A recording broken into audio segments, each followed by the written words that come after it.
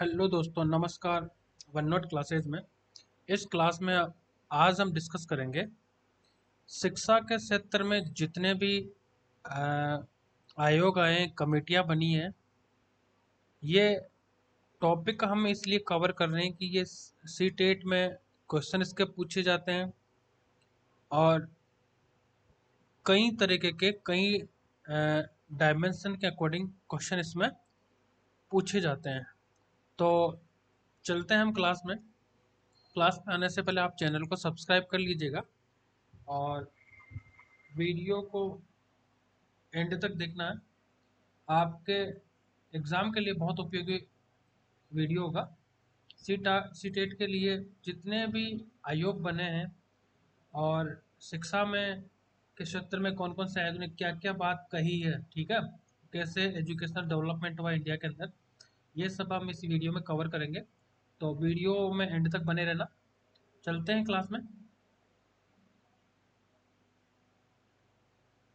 शिक्षा समिति और शिक्षा आयोग, इन दोनों के बारे में हम इस वीडियो में कवर करेंगे।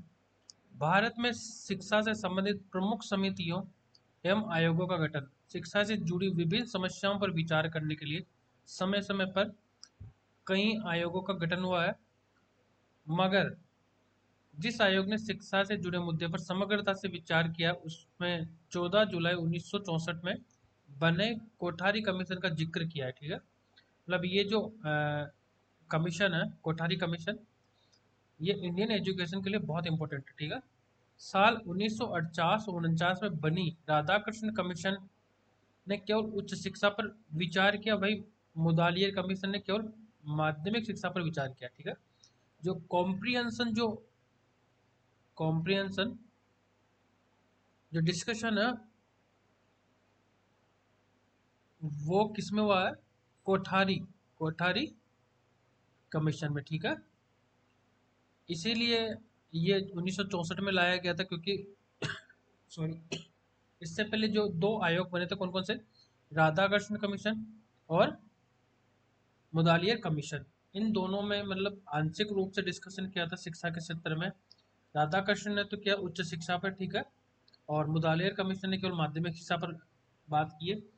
कोठारी कमीशन ने सारे जितने भी डायमेंशन है, प्राथमिक हो या उच्च हो या फिर माध्यमिक शिक्षा हो, सब पर बात की है। तो चलते हैं हम भारत में शिक्षा का विकास क्रम किस तरीके से हुआ है। तो भारत में स्वतंत्रता पूर्व बनी शिक्षा समिति कौन कौन सी है, ठीक है, समितियां और आयोग।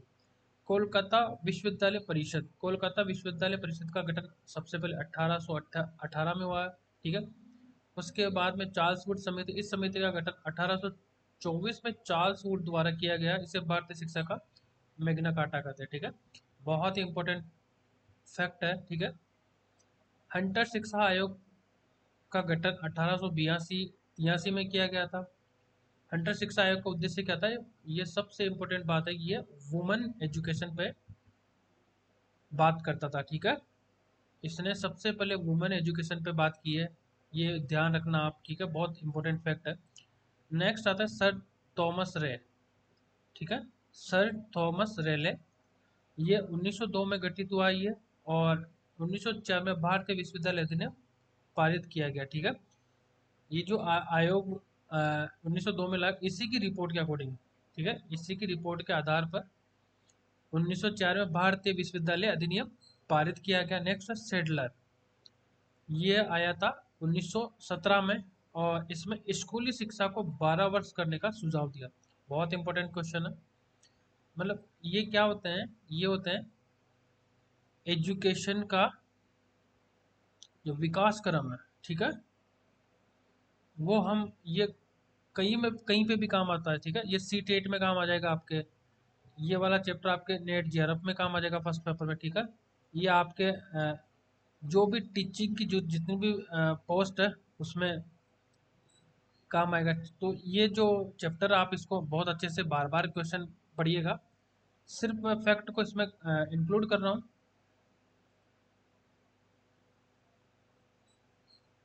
ठीक है। और हार्टोंग जो कमेटी है वो 1929 में आई है। इसमें व्यावसायिक और औद्योगिक शिक्षा पर जोर दिया, ठीक है। कमर्शियल और इंडस्ट्रियल जो एजुकेशन उस पर फोकस डाला। जो सार्जेंट कमेटी है ये 1944 में आई है। इसमें 6 से 11 वर्ष की उम्र तक के बच्चों को फ्री एजुकेशन, ठीक है। मतलब अंग्रेजों ने वहां तक भी क्या किया था, यहाँ तक भी बच्चों को फ्री एजुकेशन और कंपल्सरी एजुकेशन की बात की थी, ठीक है।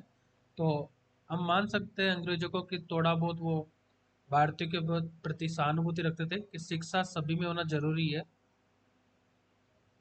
नेक्स्ट आते हैं अपन स्वतंत्रता के बाद में बनी जितनी भी कमेटियां और आयोग है उसके बारे में हम डिस्कस करते हैं। डॉक्टर राधाकृष्ण आयोग, ठीक है। 19 ये कब आया, डॉक्टर राधाकृष्ण आयोग 1948 और 1949 में ये इसका गठन किया गया था, राधाकृष्ण आयोग का। और ये यूजीसी की स्थापना हुई थी इससे, ठीक है। इससे किसकी स्थापना हुई है, यूजीसी यूनिवर्सिटी ग्रांट कमीशन की, ठीक है। मुदालियर आयोग था वो आया था 1952-53 में।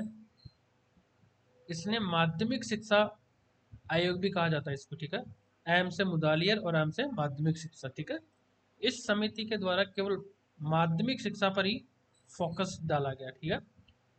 नेक्स्ट आता है कोठारी आयोग 1964 में ये आया था। इसमें सामाजिक जो सोशल रिस्पॉन्सिबिलिटी है, सीएसआर, ठीक है। सॉरी, सोशल मतलब सीएसआर नहीं है, एसआर है, सोशल रिस्पॉन्सिबिलिटी। सीए तो सीएसआर तो हो जाएगा कॉर्पोरेट हो जाएगा, ठीक है। वो तब ये कंसेप्ट नहीं आता, तब केवल सामाजिक उत्तरदायित्व मतलब एसआर का ही कंसेप्ट है, सोशल रिस्पॉन्सिबिलिटी का कंसेप्ट आया था। नेक्स्ट क्वेश्चन पे आते हैं अपन, सॉरी नेक्स्ट राष्ट्रीय शिक्षा नीति, नेशनल एजुकेशन पॉलिसी 1986। राष्ट्रीय शिक्षा नीति 1986 में लागू किया गया था और इसे 1992 में संशोधित अमेंडमेंट किया गया इसमें। और आचार्य राममूर्ति कमेटी जो 1990 में बनी थी भी, वो कहा जाता है। इसमें एक सजग और मानवतावादी समाज के लिए शिक्षा का इस्तेमाल किया गया। मतलब इसमें क्या होगा कि कंसियस और ह्यूमैनिटेरियन जो भी डायमेंशंस थे इसमें इंक्लूड किए गए थे।